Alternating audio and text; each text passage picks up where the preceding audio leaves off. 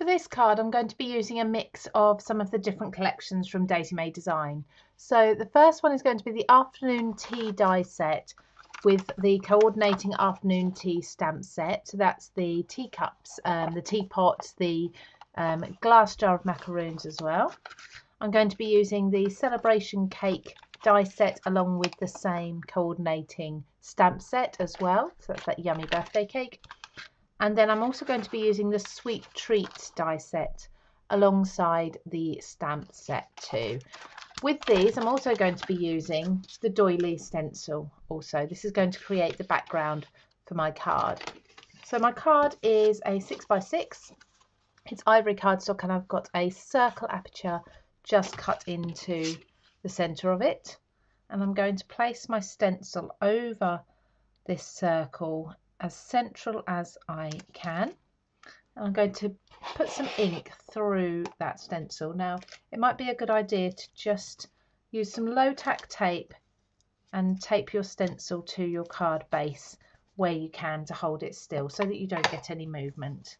So this is just going to add a nice border around the edge of your aperture.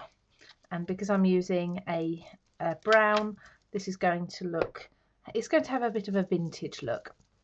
Once I've done this, I'm also going to edge the card with the brown ink too.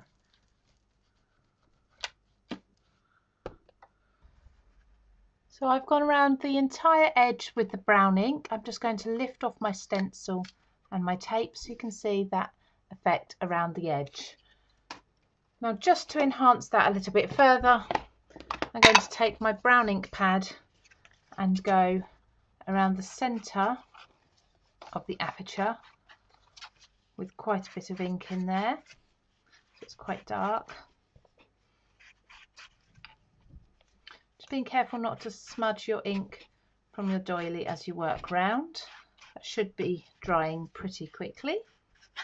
No particular card here, this is just a smooth pre-made card base.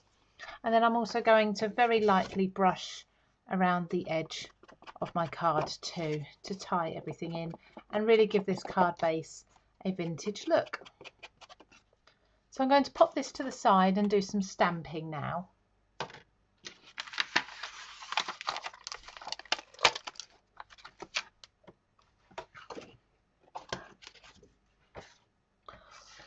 I'm going to use a bright white cardstock just because this will stand out better on the cream.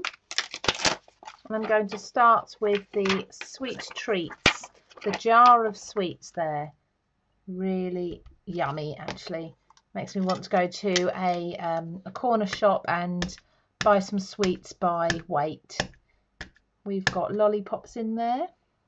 When it's the other way around, I can read the labels. We've got some hearts in there.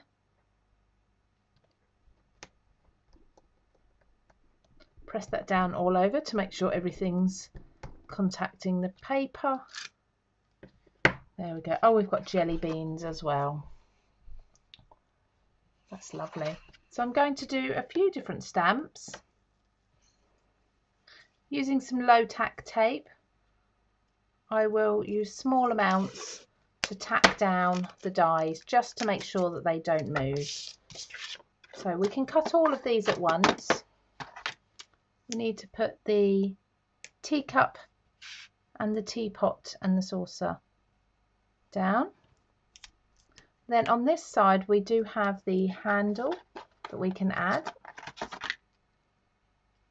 I'm not going to worry about the little handle for the teacup, but you can certainly add that in too if you want to. It is an option for you.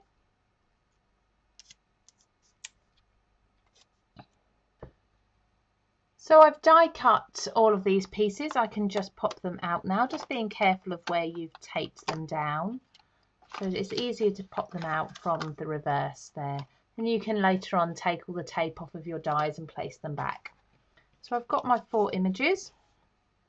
What I'm going to do is now play with the positioning on my card before I colour them. So I'm thinking this is going to be the back shelf in a shop, and I've actually drawn my pencil line of my aperture inside there just so that I can see, so I've got an idea. Now that doesn't have to be central either, it could be fun to have that off to the side a little bit so it's more like a shelf.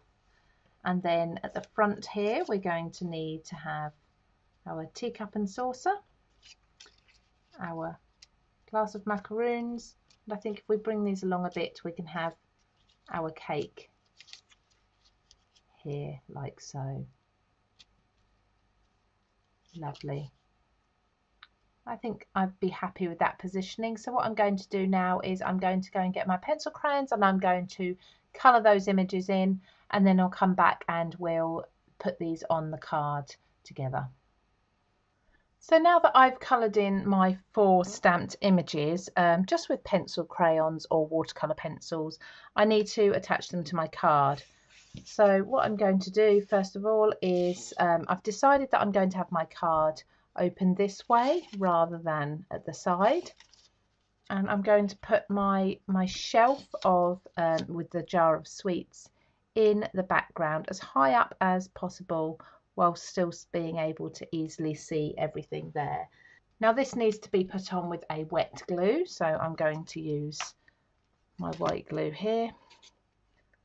If you do this with foam pads, your card will have trouble closing flat, so it's best to use a wet glue here. I'm just going to bring my card closed while I position that to make sure it's in the right place. The other elements can go onto my card with the foam pads. Deciding which ones are going to go at the back, so I was going to put the cake at the back, the cups forwards, and then the jar of macaroons even further forwards so that they're all in scale with each other.